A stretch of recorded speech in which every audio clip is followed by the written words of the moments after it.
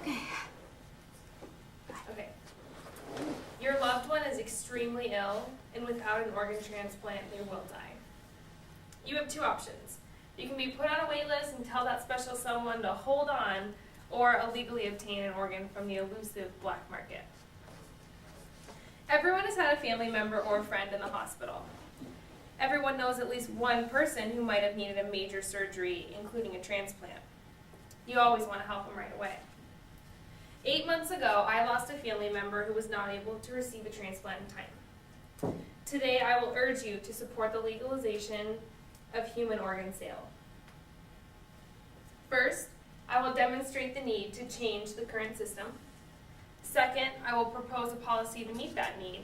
And third, I will give you a picture of the possibilities that could come. So first, an unyielding number of people on the transplant list die or get taken off before a match can be found. According to Richard Knox, an NPR correspondent who attended the 2000 debate at the Intelligence Squared US series, where they discussed this topic, in the United States alone, 75,000 people need a kidney transplant. However, only 18,000 will receive one. That's a 1 in 4 chance. To break it down even further and more close to home, in Arizona, as of last month, the U.S. Department of Health and Human Services reports that 6,900 transplants for various organs were needed. However, 4,900 died before they were able to receive an organ in time. That's 71%. So you can have a better idea of what this looks like. Here's a graph I made for the United States. So this is the number of people currently on the wait list, and this is the number of transplants available to them as of this year. And then for Arizona, this was the number of people who needed a transplant, and this was the number of people who died as of last month.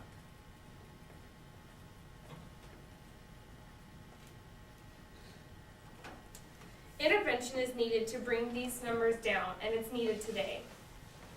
Now that we've identified an obvious problem, let's look at a possible solution. The sale of human organs should be legalized, bottom line.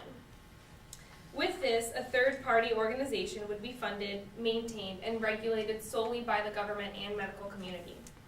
A facility and process similar to that of the United Network of Organ Sharing, also known as UNOS, would be put in place.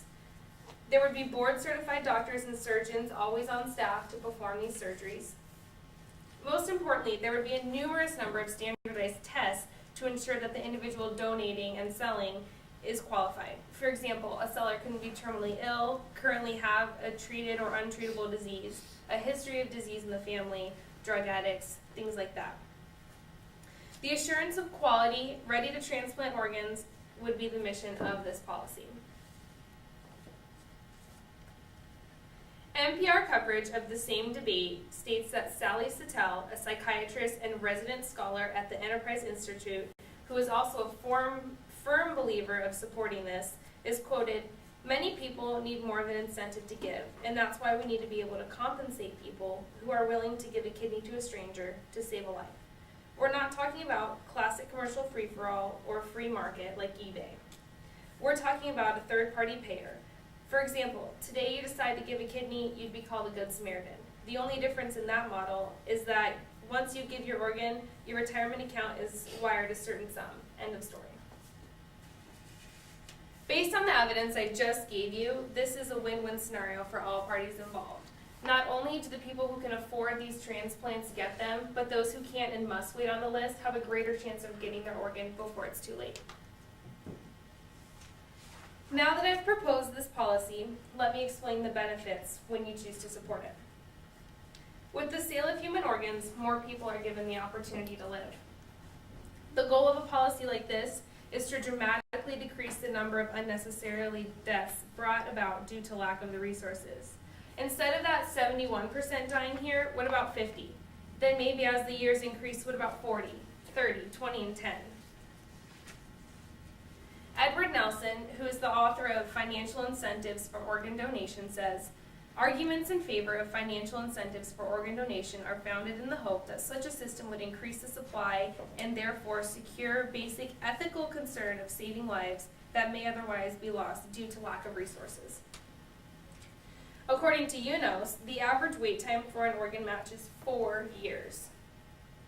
With a policy in place of human organ sale, those 4 years have the potential of being less than 1. If we have the power to give individuals, strangers or not, the gift of life, then let's create a world where that's possible. Now that I've showed you the positive outcome, let's review. Today, I urge you to support the legalization of human organ sales. First, I demonstrated the need. Second, I explained how a policy like mine would work. And third, I gave you the possibilities of a brighter future. You don't want to lose a loved one because there's just not enough time or resources available. With such a technologically advanced society, we shouldn't have to go through a traumatic experience like this. To support this policy or one like it, I have a paper in the back where there's 2 main petitions that you can go to. I encourage you to educate those around you, sign the petitions, so we can take the first step into making that brighter future. When the loved one's in the hospital, wouldn't it be nice to know that telling them hold on was no longer considered a false pretense, but a true sign of hope and a true sign of life?